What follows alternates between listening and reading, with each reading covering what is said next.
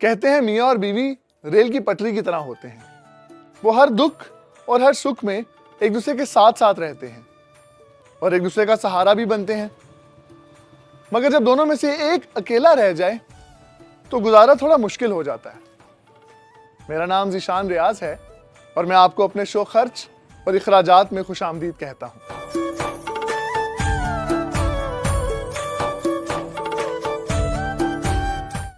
महंगाई के इस दौर में जहां कम आमदन वाले घर का गुजर बसर वैसे ही मुश्किल से होता है, वहां अगर कमाने वाला ही एक रह जाए तो फिर तो बहुत एहतियात और अक्लमंदी से चलना पड़ता है।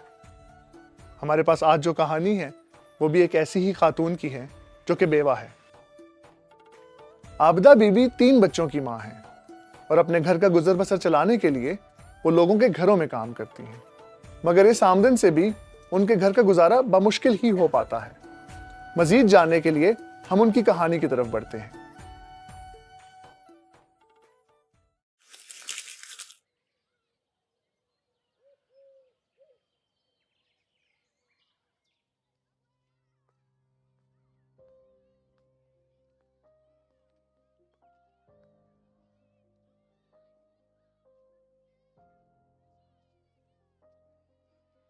सलाम आबदा, क्या हाल चाल है तुम्हारा?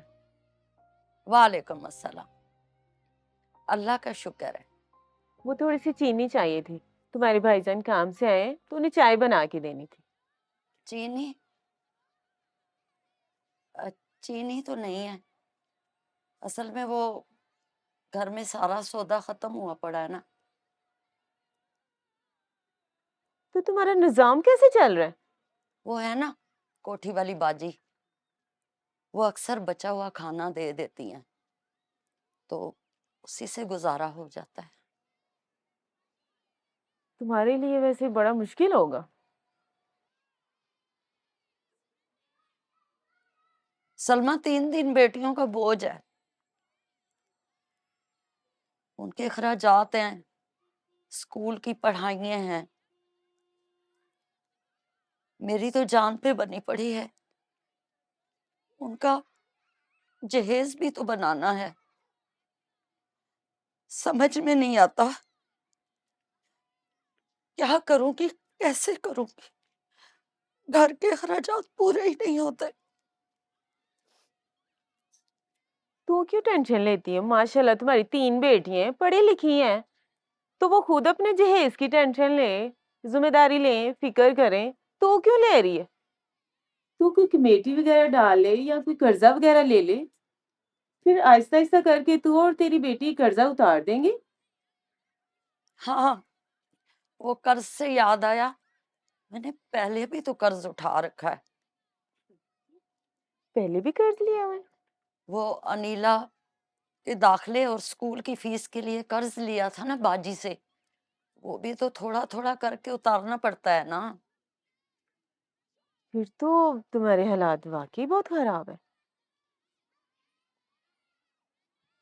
क्या करूं, घर के खर्चात पूरे नहीं हो रहे, समझ में नहीं आता कैसे करूं गुजारा। सबसे पहले तो अपनी बेटियों को अपना बाजू बना, ताकि तेरे साथ घर की जिम्मेदारियां ले सकें। अब ऐसा ही कुछ करना पड़ेगा।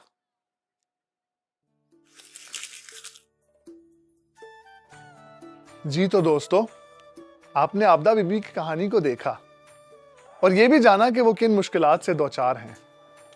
आज के इस दौर में एक फर्द की कमाई से पूरे खानदान का खर्च उठाना बहुत मुश्किल है और साथ ही साथ 3 बेटियों की जिम्मेदारी और फिर उनकी शादी की फिक्र भी उन्हें सता रही है।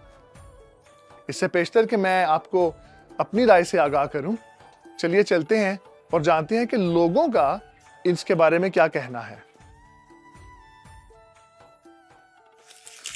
क्या आबिदा को कर्ज लेना चाहिए?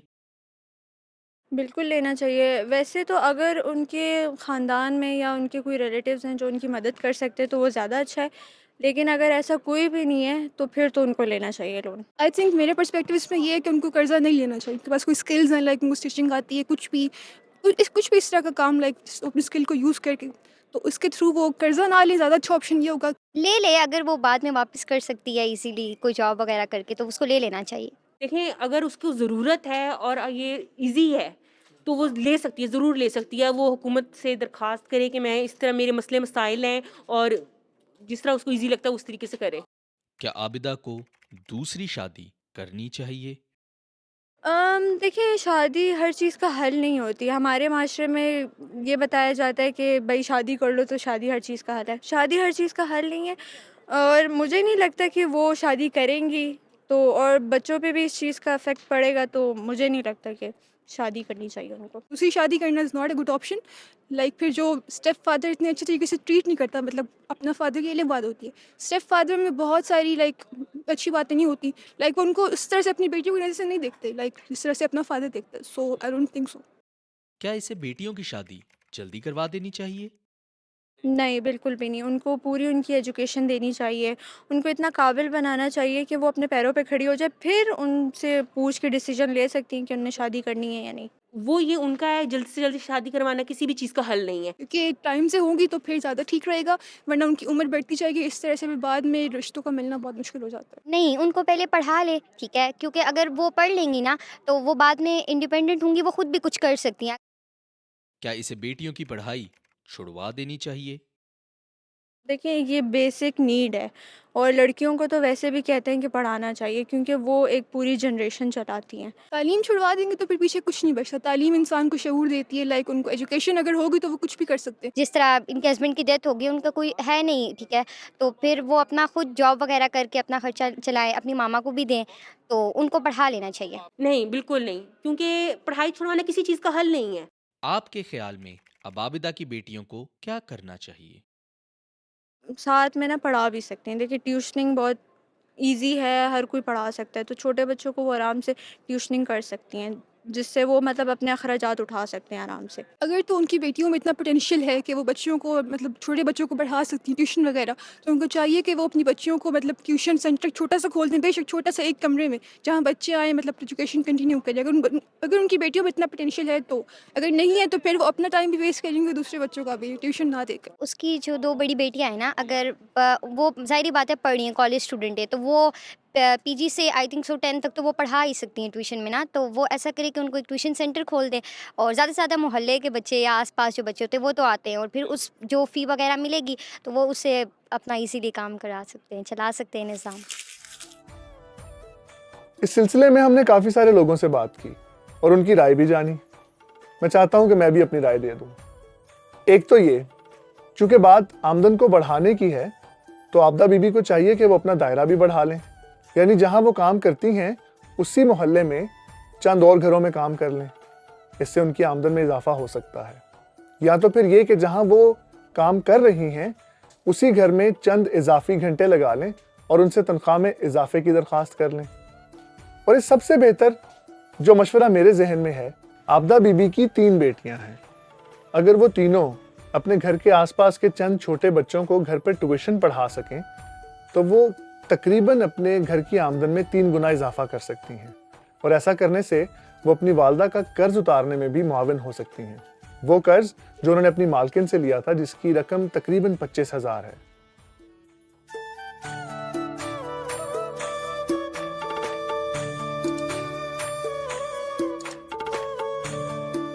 और तीनों बच्चियां बड़ी हैं, सबसे बड़ी कॉलेज में, उससे छोटी 10वीं जमात और सबसे छोटी 8वीं जमात की तालिब इल्म है। अगर तीनों बच्चियां अपने अपने तालीमी इदारों में भी ये बात बता दे कि वो अपने घर में होम ट्यूशंस देती हैं, तो मोहल्ले के साथ साथ तालीमी इदारों से भी छोटे बच्चे जमा हो सकते हैं, जिससे वो काफ़ी आमदन जमा कर सकती हैं। इस बात की मज़ीद वजाहत के लिए हम मोहल्ले के ही एक तालीमी इदारे में चलते हैं और उनसे बातचीत करते हैं।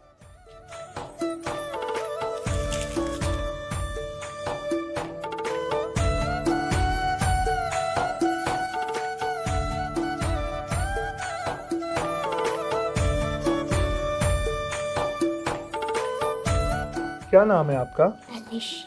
एलिश, क्या पढ़ रहे हो? इंग्लिश के पेपर की रीडिंग कर रहा हूँ। इंग्लिश का पेपर कब है? पेपर कल। आपकी तैयारी हो गई है? जी। मुझे सुनाओ। आलू, rainbow. May I go to washroom? और ये वाला? May I come in? Very good, आपने तो अच्छी तैयारी कर ली है, शाबाश। सबसे पहले तो हम आपके बहुत शुक्रगुजार हैं कि आपने हमें वक्त दिया, और मैं समझता हूँ कि आप बेशक मुबारकबाद की हकदार हैं, क्योंकि आप बहुत अच्छा सेंटर चला रही हैं। हमें आते ही ये कलर्स ने बड़ा महसूस किया, और हम बड़े खुशगवार माहौल में यहाँ आपके साथ बैठे हैं। तो कितने अरसे से आप ये ट्यूशन सेंटर चला रही हैं? मैं तकरीबन 5 साल से ट्यूशन सेंटर चला रही हूँ। एज अ टीचर जो है वो बच्चों को पढ़ा रही हूँ। और शुरुआत में जब आपने आगाज़ किया तो आपको कैसे चैलेंजेस का सामना था, और कितने बच्चों से आपने आगाज़ किया? जब मैंने स्टार्ट किया था तब मेरे पास जो है 5 से 6 स्टूडेंट आ रहे थे, और ये मैंने अपने एक कमरे की बैठक से स्टार्ट किया था, और जस्ट मैंने ये अपने शौक़ के लिए स्टार्ट किया। इसके बाद मैंने इसको एज अ प्रोफेशन जो है वो ज्वाइन किया, और इसके बाद मैंने 2 साल हुए हैं ये एकेडमी स्टार्ट की है। ये बिल्डिंग ली, इसमें सारी चीज़ें प्रोवाइड की बच्चों के बैठने के लिए, अपने यूज़ के लिए, और इसके बाद जो है ये सारा सेटअप मैंने जो है वो बनाया। और अभी आपके पास कितने बच्चे हैं? अभी मेरे पास 20 to 25 स्टूडेंट्स जो हैं वो पढ़ रहे हैं, और ये डिफरेंट स्कूल से जो है वो ताल्लुक़ रखते हैं। मैं उम्मीद करता हूँ कि आप बुरा नहीं मनाएंगी, लेकिन अगर आप बता सकें कि आप कितनी फ़ीस चार्ज करती हैं, छोटे बच्चों से और बड़े बच्चों से भी? फीस जो है वो हम स्कूल के लिहाज से भी कुछ चार्ज करते हैं, कुछ जो है हम लोगों ने अपना एक वो बनाया हुआ है ट्यूशन सेंटर का। उसमें जो है हम लोग छोटी क्लासेस का जो प्ले ग्रुप से लेके 1-2 क्लास है, उसका हम जो है प्ले ग्रुप का 1200 से 1500, और इस तरह जो बड़ी क्लासेस हैं उनका 2000 से 3000, 3500, वो इस तरह क्लासेस के हिसाब से और स्कूल्स के हिसाब से हम लोग चार्ज करते हैं। और आपके एक्सपेंसेस वगैरह निकाल के इसमें से आप कुछ बचत कर पाती हैं? एज इट इतना तो नहीं होता, क्योंकि आपको पता है इलेक्ट्रिसिटी यूज़ होती है, और इसके अलावा जो है और भी काफ़ी जो है वो अखराजात होते हैं। तो फिर भी खुदा का शुक्र है कि मैं जो है इसमें से काफ़ी जो है वो अर्न कर लेती हूँ, बचत कर लेती हूँ। आपके ख्याल में एक अच्छे उस्ताद को अपने तालिब इल्मों में किन किन चीज़ों पर तवज्जो देने की ज़रूरत होती है? फर्स्ट ऑफ ऑल तो मैं ये कहूँगी कि मतलब हर टीचर जो है वो, हर कोई टीचर बच्चे को जो है ऐसे नहीं एक्सप्लोर करता। सबसे पहले तो आपको देखना चाहिए कोई भी बच्चा जो है वो नालायक नहीं। हर स्टूडेंट जो है उसकी अपनी एक मेंटल जो है वो लेवल होता है, और मैंने बहुत से ऐसे टीचर्स देखे हैं जो बच्चों को जो है वो पेरेंट्स को गाइड करते हैं कि ये आपका बच्चा नालायक है। तो कभी भी किसी बच्चे को आप ये नहीं बोले कि या उसके पेरेंट्स को नहीं बताए कि बच्चा नालायक है। हम आपके बहुत शुक्रगुजार हैं कि आपने अपने कीमती वक्त में से हमें वक्त दिया और इतनी अच्छी अच्छी बातें हमारे साथ की। हमें यकीन है कि ये बच्चे आपके साथ महफूज हाथों में हैं, और इनको अच्छी तालीम और तरबियत आपके वसीला से मिल रही है। Congratulations to you. आप करती रहिए जो आप कह रही हैं, बहुत अच्छा कह रही हैं। पास ही के एक ट्यूशन सेंटर का दौरा करके हमने ये जायज़ा लगाया कि पहली से तीसरी जमात के तालिब इल्म बाआसानी 1200 से 1500 तक की फ़ीस अदा कर सकते हैं, और चौथी से छठी जमात के तालिब इल्मों से 2000 से 3000 तक फ़ीस ली जा सकती है। इस काम को शुरू करने के लिए घर के किसी भी कमरे का इस्तेमाल किया जा सकता है, और उस कमरे को क्लासरूम की शक्ल देने के लिए बाजार से बाआसानी लिए गए चार्ट पेपर के ऊपर ड्राइंग्स बनाई जा सकती हैं, जिनको लगाकर हम उसको क्लासरूम की शक्ल दे सकते हैं। अब हम अपने शो के एक बहुत ही अहम हिस्से की तरफ बढ़ने लगे हैं, जिसमें हम जान सकेंगे बल्कि सीख सकेंगे कि किस तरह हम अपने पैसों को दुरुस्त तौर पर इस्तेमाल कर सकते हैं। ये सब करने का मकसद ये है कि किस तरह से हम बचत कर सकते हैं। सबसे पहले हमें अपनी आमदन को बचत, अखराजात और एहसासों में तकसीम करना होगा। अपनी माहाना आमदनी पर गौर करें कि आप माहाना कितने पैसे कमा पाते हैं, बल्कि बेहतर तौर पर समझने के लिए अपने घर के तमाम अफराद की आमदनी को उसमें जमा कर लीजिए। फिर अपने अखराजात को देखें कि आपके माहाना अखराजात कहाँ तक जा रहे हैं। क्या आप अपनी आमदन में से कुछ बचा भी पा रहे हैं, या अपनी आमदन से ज़्यादा खर्च कर रहे हैं?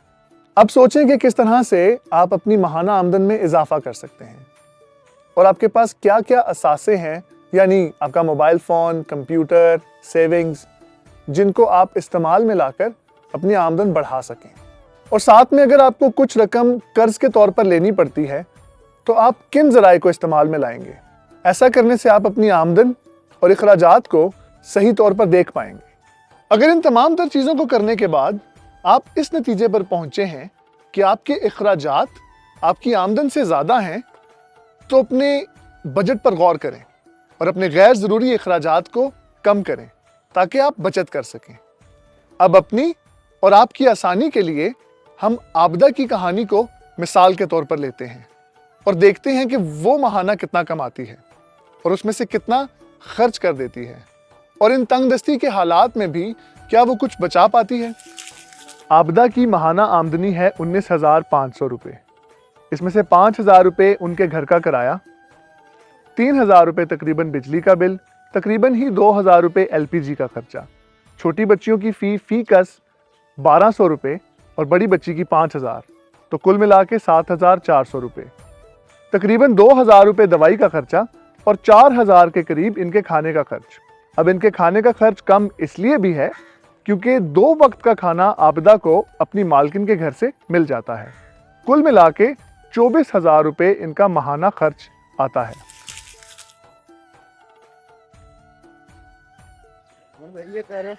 मेहरबानी सर। कुल मिला के आबदा की माहाना इनकम 19,500 रुपये है और उसका माहाना खर्च 24,000 रुपये, जिसका मतलब है कि उसको हर माह 4 से 5,000 रुपये अपनी मालकिन से कर्ज के तौर पे लेने पड़ते हैं। इन तमाम मामलात को मद्देनज़र रखते हुए अब आबदा बीबी को हर माह कुछ इजाफी रकम दरकार है, जिसके लिए उसकी बेटियां मुआविन हो सकती हैं। बच्चियों को चाहिए कि बड़ी बेटी 9वीं और 10वीं जमात के तालिब इल्म और छोटी बच्चियां 2री, 3री, 4थी जमात के तालिब इल्मों को ट्यूशन पढ़ाएं।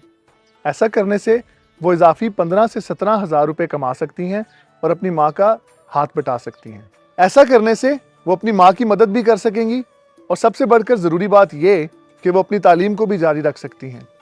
आपकी मज़ीद मदद के लिए हमारे पास कुछ फॉर्म्स भी हैं जो हमारी टीम आप तक पहुँचा देगी। आप इन फॉर्म्स को ऑनलाइन भी हासिल कर सकते हैं और इनकी मदद से आप अपनी आमदन और अखराजात को सही तौर पर मैनेज कर सकते हैं। नीचे दिए गए नंबर पर राब्ता करें और इन फॉर्म्स को हासिल करें, अपनी ज़िंदगी को आसान बनाएं। उम्मीद करते हैं कि आपको आज की कहानी पसंद आई होगी। मैं हूं आपका होस्ट ज़ीशान रियाज। फिर मिलेंगे एक और नई कहानी के साथ। तब तक के लिए खुदा हाफिज़।